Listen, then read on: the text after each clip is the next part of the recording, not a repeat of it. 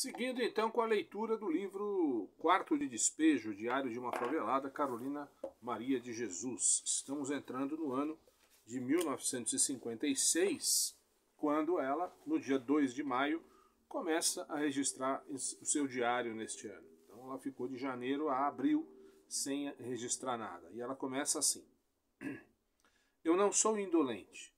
Há tempos que eu pretendia fazer o meu diário, mas eu pensava que não tinha valor e achei que era perder tempo. Eu fiz uma reforma em mim. Quero tratar as pessoas que eu conheço com mais atenção. Quero enviar um sorriso amável às crianças e aos operários. Recebi intimação para comparecer às 8 horas da noite na delegacia do 12.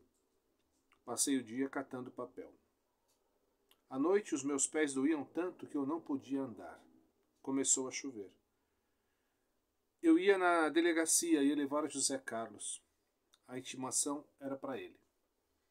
O José Carlos está com 9 anos.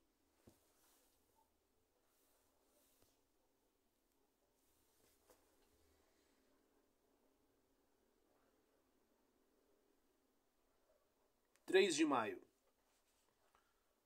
Fui na feira da rua Carlos de Campos catar qualquer coisa. Ganhei bastante verdura, mas ficou sem efeito porque eu não tenho gordura. Os meninos estão nervosos por não ter o que comer. 6 de maio. De manhã não fui buscar água. Mandei o João carregar. Eu estava contente. Recebi outra intimação. Eu estava inspirada e os versos eram bonitos e eu esqueci de ir na delegacia. Eram 11 horas quando eu recordei do convite do ilustre tenente da 12ª Delegacia. O que eu aviso aos pretendentes à política é que o povo não tolera a fome. É preciso conhecer a fome para saber descrevê-la. Vou repetir. O que eu aviso aos pretendentes à política é que o povo não tolera a fome.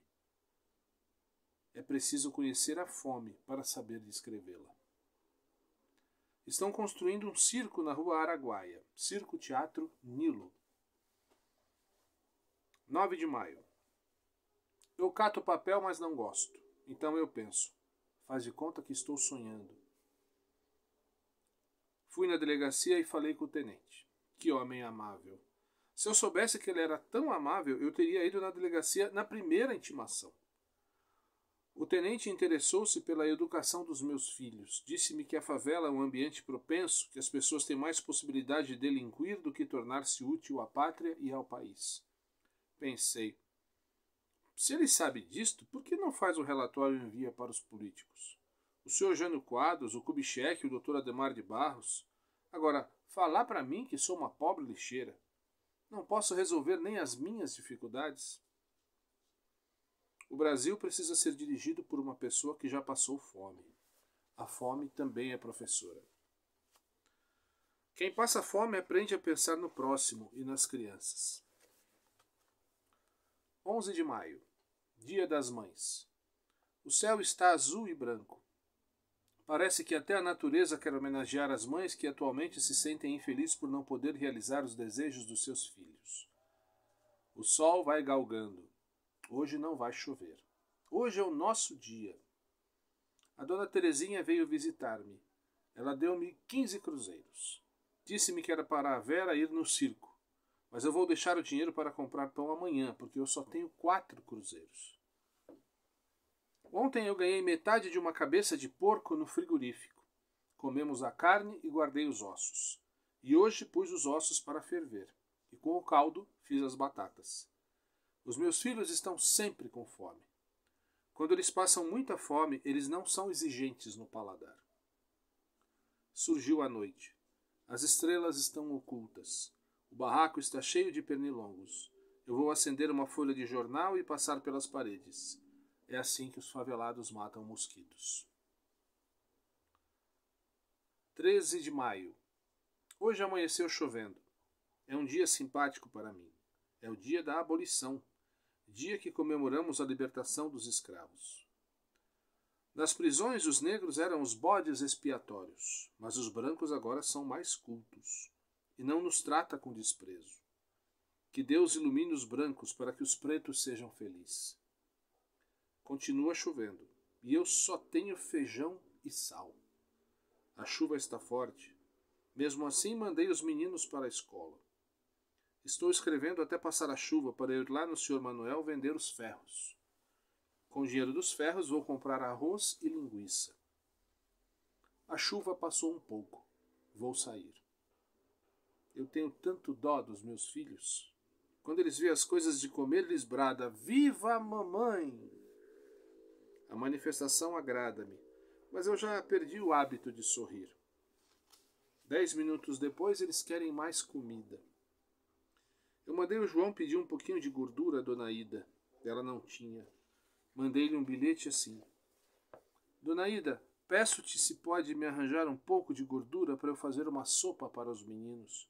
Hoje choveu e eu não pude ir catar papel. Agradeço. Carolina." Choveu, esfriou, é o inverno que chega. E no inverno a gente come mais. A Vera começou a pedir comida e eu não tinha. Era a reprise do espetáculo. Eu estava com 2 cruzeiros. Pretendia comprar um pouco de farinha para fazer um virado. Fui pedir um pouco de banha à Dona Alice. Ela deu-me banha e arroz. Era 9 horas da noite quando comemos. E assim, no dia 13 de maio, eu lutava contra a escravatura atual, a fome. E assim, no dia 13 de maio de 1958, eu lutava contra a escravatura atual, a fome. 15 de maio. Tem noite que eles improvisam uma batucada e não deixam ninguém dormir. Os vizinhos de alvenaria já tentaram com abaixo-assinado retirar os favelados, mas não conseguiram. Os vizinhos das casas dos tijolos diz: os políticos protegem os favelados. Quem nos protege é o povo e os vicentinos. Os políticos só aparecem aqui nas campanhas eleitorais. O senhor Cantídio Sampaio, quando era vereador em 1953, passava aos domingos aqui na favela. Ele era tão agradável, tomava nosso café, bebia nas nossas xícaras. Ele nos dirigia suas frases de viludo, brincava com as nossas crianças. Deixou boas impressões por aqui e, quando candidatou-se a deputado, venceu. Mas a Câmara dos Deputados não criou um projeto para beneficiar o favelado. Não nos visitou mais. Eu classifico São Paulo assim: o palácio é a sala de visita, a prefeitura é a sala de jantar e a cidade é o jardim. E a favela é o quintal, onde jogam os lixos. A noite está tépida. O céu já está salpicado de estrelas. Eu, que sou exótica, gostaria de recortar um pedaço do céu para fazer um vestido. Começo a ouvir uns brados. Saio para a rua. É o Ramiro que quer dar no Sr. Benedito. Mal entendido. Caiu uma ripa no fio da luz e apagou a luz da casa do Ramiro. Por isso o Ramiro queria bater no Sr. Benedito. Porque o Ramiro é forte e o Sr. Benedito é fraco. O Ramiro ficou zangado porque eu fui a favor do Sr. Benedito. Tentei consertar os fios. Enquanto eu tentava consertar o fio, o Ramiro queria espancar o Benedito, que estava alcoolizado e não podia parar de pé. Estava inconsciente. Eu não posso descrever o efeito do álcool porque não bebo. Já bebi uma vez, em caráter experimental, mas o álcool não me tonteia. Enquanto eu pretendia consertar a luz, o Ramiro dizia: liga a luz, senão eu quebro a tua cara." O fio não dava para ligar a luz. Precisava emendá-lo. Sou leiga na eletricidade. Mandei chamar o Sr. Alfredo, que é o atual encarregado da luz. Ele estava nervoso. Olhava o Sr. Benedito com desprezo. A Joana, que é a esposa do Benedito, deu 50 cruzeiros para o Sr. Alfredo. Ele pegou o dinheiro. Não sorriu, mas ficou alegre. Percebi pela sua fisionomia. Enfim, o dinheiro dissipou o nervosismo. 16 de maio. Eu amanheci nervosa, porque eu queria ficar em casa, mas eu não tinha nada para comer. Eu não ia comer porque o pão era pouco. Será que é só eu que levo esta vida? O que posso esperar do futuro? Um leito em Campos do Jordão. Eu, quando estou com fome, quero matar o Jânio, quero enforcar o Ademar e queimar o Juscelino. As dificuldades cortam o afeto do povo pelos políticos. 17 de maio. Levantei nervosa, com vontade de morrer. Já que os pobres estão mal colocados, para que viver? Será que os pobres de outro país sofrem igual aos pobres do Brasil? Eu estava descontente, que até cheguei a brigar com meu filho José Carlos sem motivo. Chegou um caminhão aqui na favela. O motorista e o seu ajudante jogam umas latas. É linguiça enlatada. Penso, é assim que fazem esses comerciantes insaciáveis. Ficam esperando os preços subir na ganância de ganhar mais. E quando apodrece, jogam fora para os corvos e os infelizes favelados. Não houve briga. Eu até estou achando isso aqui monótono. Vejo as crianças abrir as latas de linguiça e exclamar satisfeitas. Tá gostosa. A dona Alice deu-me uma para experimentar, mas a lata está estufada. Já está podre. 18 de maio. Na favela tudo circula num minuto. E a notícia já circulou que a dona Maria José faleceu. Várias pessoas vieram vê-la. Compareceu o Vicentino que cuidava dela. Ele vinha visitá-la todos os domingos. Ele não tem nojo dos favelados. Cuida dos míseros favelados com carinho. Isso competia ao tal serviço social. Chegou o esquife, cor roxa, cor da amargura que envolve os corações dos favelados. A dona Maria era crente e dizia que os crentes antes de morrer já estão no céu. O enterro é às 3 da tarde. Os crentes estão entoando um hino. As vozes são afinadas. Tenho a impressão que são anjos que cantam. Não vejo ninguém bêbado. Talvez seja por respeito à extinta. Mas duvido. Acho que é porque eles não têm dinheiro. Chegou o carro para conduzir o corpo sem vida de Dona Maria José, que vai para sua verdadeira casa própria, que é a sepultura. A Dona Maria José era muito boa. Dizem que os vivos devem perdoar os mortos, porque todos nós temos os nossos momentos de fraqueza. Chegou o carro fúnebre. Estão esperando a hora para sair o enterro. Vou parar de escrever. Vou torcer as roupas que ensaboei ontem. Não gosto de ver enterros.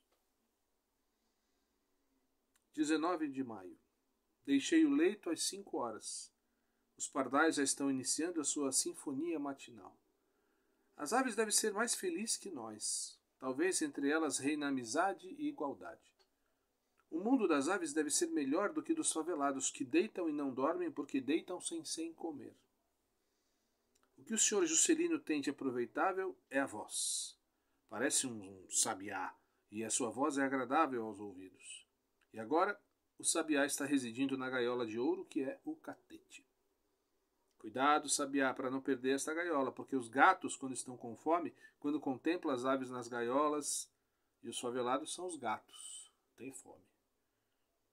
Deixei de meditar quando ouvi a voz do padeiro. Olha o pão doce, que está na hora do café. Mal sabe ele que na favela é a minoria que toma café. Os favelados comem quando arranjam o que comer. Todas as famílias que residem na favela têm filhos. Aqui residia uma espanhola, Dona Maria Puerta. Ela comprou um terreno e começou a economizar para fazer a casa. Quando terminou a construção da casa, os filhos estavam fracos do pulmão. E são 8 crianças. Havia pessoas que nos visitavam e diziam: credo, para viver no lugar assim só os porcos. Isso aqui é o chiqueiro de São Paulo. E eu estou começando a perder o interesse pela existência. Começo a revoltar. E a minha revolta é justa. Lavei o assoalho porque estou esperando a visita de um futuro deputado e ele quer que eu faça uns discursos para ele. Ele disse que pretende conhecer a favela, que se for eleito há de abolir as favelas. Contemplava extasiada o céu cor de anil. E eu fiquei compreendendo que eu adoro o meu Brasil. O meu olhar pousou nos arvoredos que existem no início da rua Pedro Vicente. As folhas moviam-se. Pensei, elas estão aplaudindo esse meu gesto de amor à minha pátria. Toquei o carrinho e fui buscar mais papéis. A Vera ia sorrindo. E eu pensei no Casimiro de Abreu que disse: ri, criança, a vida é bela. Só se a vida era bela naquele tempo, porque agora a época está apropriada para dizer: chora, criança, a vida é amarga. Eu ando tão preocupada que ainda não contemplei os jardins da cidade. É época das flores brancas, a cor que predomina. É o mês de Maria e os altares devem estar adornados com flores brancas. Devemos agradecer Deus ou a natureza que nos deu as estrelas para adornar o céu e as flores para adornar os prados e as várzeas e os bosques. Quando eu seguia na Avenida Cruzeiro do Sul, ia uma senhora com um sapato azul e uma bolsa azul. A Vera disse-me: "Olha, mamãe, que mulher bonita! Ela vai no meu carro." É que a minha filha Vera Eunice diz que vai comprar um carro só para carregar pessoas bonitas. A mulher sorriu e a Vera prosseguiu: "A senhora é cheirosa." Percebi que a minha filha sabe bajular. A mulher abriu a bolsa e deu-lhe 20 cruzeiros. Aqui na favela quase todos lutam com dificuldades para viver, mas quem manifesta o que sofre é só eu. E faço isto em prol dos outros. Muitos catam sapatos no lixo para calçar, mas os sapatos já estão fracos e aturam só 6 dias. Antigamente, isto é de 1950 até 1956, os favelados cantavam. Faziam batucadas. 57, 58. A vida foi ficando causticante.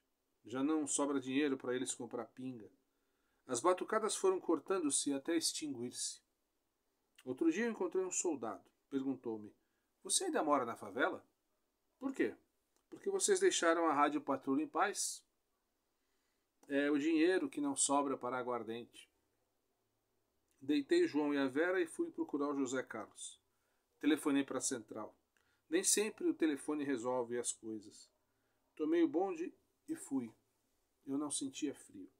Parece que o meu sangue estava a 40 graus. Fui falar com a polícia feminina que me deu a notícia do José Carlos que estava lá na rua Asdrúbal do Nascimento. Que alívio! Só quem é mãe é que pode aliviar. O segundo é que o livro A Rua Asdrúbal do Nascimento funcionava na época o juizado de menores. Eu dirigi para a Rua Asdrúbal Nascimento. Eu não sei andar à noite. A fusão das luzes desvia-me do roteiro. Preciso ir perguntando.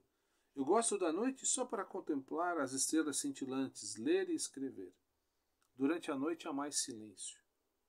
Cheguei na Rua Asdrúbal Nascimento, o guarda mandou-me esperar. Eu contemplava as crianças. Umas choravam, outras estavam revoltadas com a interferência da lei que não lhes permite agir à sua vontade. O José Carlos estava chorando. Quando ouviu a minha voz, ficou alegre. Percebi o seu contentamento. Olhou-me, e foi o olhar mais terno que eu já recebi até hoje. Às 8:30 da noite eu já estava na favela respirando o odor dos excrementos que mescla com o barro podre. Quando estou na cidade tenho a impressão que estou na sala de visita, com seus lustres de cristais, seus tapetes de veludos, almofadas de cetim, e quando estou na favela tenho a impressão que sou um objeto fora de uso, digno de estar num quarto de despejo. Dureza, né, gente? Essa é a nossa Carolina Maria de Jesus, relatando um pouco da sua vida no mês de maio de 1956, de 58, aliás, ela começa 2 de maio, vai até o dia 19 de maio e faz uma referência, primeiro à revolta com a política, diz que político não resolve nada, cita o caso de um deputado, né, de quando era vereador, vivia lá na favela, brincava com as crianças, estava sempre com eles, e que depois que virou deputado nunca mais apareceu lá e nunca fez nenhum projeto para favorecer os favelados. Ela conhecia de política, se interessava por política, gostava de conversar sobre política, tinha os seus preferidos, e nos momentos de revolta ela fala que ela queria matar o Jânio, matar o Juscelino, matar o Ademar, que é o Ademar de Barros, né? Fala nos momentos de desespero, de dor, de desesperança, ela fala: qual vai ser o meu destino? Um leito em Campos do Jordão? Ela faz referência então ao fato de Campos do Jordão ser o local mais procurado na época para o tratamento da tuberculose. Como eu disse, estamos em 1958, né? 1958 já vai começar a diluir um pouco o ciclo da tuberculose aqui na nossa cidade, porque já existe a massificação, vamos chamar assim, né? O uso em larga escala dos antibióticos, né?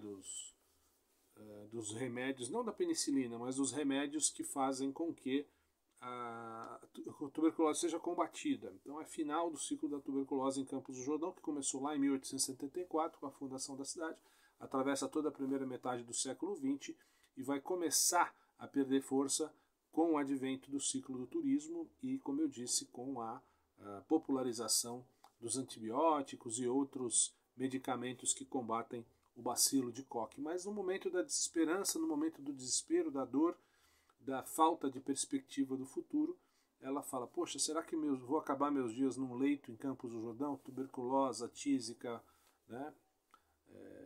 Interessante ela falar de Campos do Jordão, né? E também quando ela fala que ela vai ter que procurar o filho de 9 anos, que parece ser um menino problemático, né? Ele já foi chamado, ela já tinha sido chamada na chefatura de polícia, né? Por causa do menino, que tinha recebido uma intimação, e depois ela vai buscar o menino lá no juizado de menores.